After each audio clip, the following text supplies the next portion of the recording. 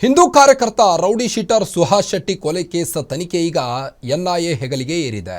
ಮೇ 1ರಂದು ಮಂಗಳೂರಿನ ಬಜ್ಪೆ ಸಮೀಪ ಹಿಂದೂ ಕಾರ್ಯಕರ್ತ ಸುಹಾಸ್ ಶೆಟ್ಟಿಯನ್ನ ದುಷ್ಕರ್ಮಿಗಳು ಬಾರ್ಬರವಾಗಿ ಹತ್ಯೆ ಮಾಡಲಾಗಿತ್ತು. ಹಿಂದೂ ಜಾಗರಣಾ ವೇದಿಕೆ ಬಿಜೆಪಿ ನಾಯಕರು ಸುಹಾಸ್ ಶೆಟ್ಟಿ ಹತ್ಯೆ ಪ್ರಕರಣವನ್ನ ಎನ್ಐಎ ಒಪ್ಪಿಸಬೇಕೆಂದು ಆಗ್ರಹಿಸಲಾಗಿತ್ತು. ಈಗ ಕೊನೆಗೂ ಸುಹಾಸ್ ಶೆಟ್ಟಿ ಪ್ರಕರಣವನ್ನು ಎನ್ಐಎಗೆ ವರ್ಗಾವಣೆ ಮಾಡಿ ಕೇಂದ್ರ ಗೃಹ ಸಚಿವಾಲಯದಿಂದ ಆದೇಶವನ್ನು ಹೊರಡಿಸಿದೆ.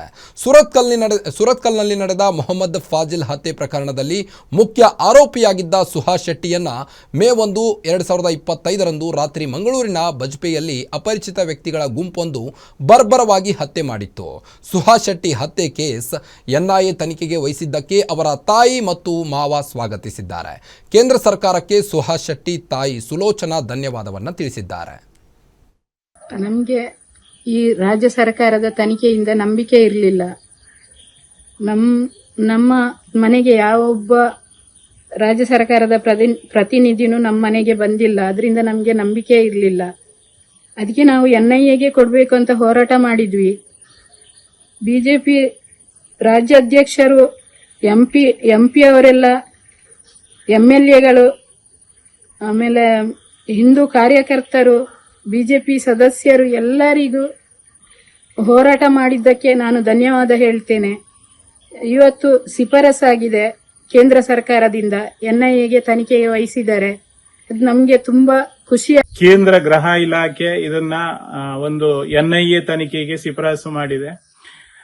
ಇದರಿಂದಾಗಿ ನಮ್ಮ ಒಂದು ಗತಿಸಿ ಹೋದಂತ ಸುಹಾಸ್ ಶೆಟ್ಟಿ ಏನು ಜಿಹಾದಿಗಳ ಒಂದು ಭೀಕರ ಹತ್ಯೆ ಮಾಡುವ ಮೂಲಕ ನಮ್ಮ ಹುಡುಗನ ಒಂದು ಕೊಲೆ ಏನಾಗಿದೆ ಅದಕ್ಕೆ ಸರಿಯಾದ ರೀತಿಯಲ್ಲಿ ನ್ಯಾಯ ಸಿಗಬಹುದು ಅನ್ನುವಂತ ವಿಶ್ವಾಸವಿದೆ. ಹಾಗೇನೆ ಈ ಅಪರಾಧಿಗಳಿಗೆ, ನೈಜ ಅಪರಾಧಿಗಳು ಯಾರಿದ್ದಾರೆ ಅವರಿಗೆ ಕಠಿಣ ಶಿಕ್ಷೆ ಕೂಡ ಆಗಬಹುದು ಅನ್ನುವಂತ ಒಂದು ಆತ್ಮವಿಶ್ವಾಸ ನಮ್ಮಲ್ಲಿದೆ.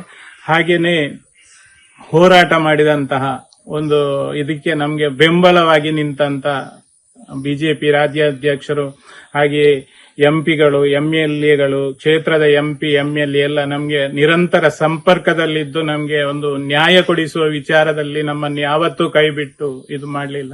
ಕೇಂದ್ರ ಗೃಹ ಇಲಾಖೆ ಇದನ್ನ ಒಂದು ಎನ್ಐಎ ತನಿಖೆಗೆ ಶಿಫಾರಸು ಮಾಡಿ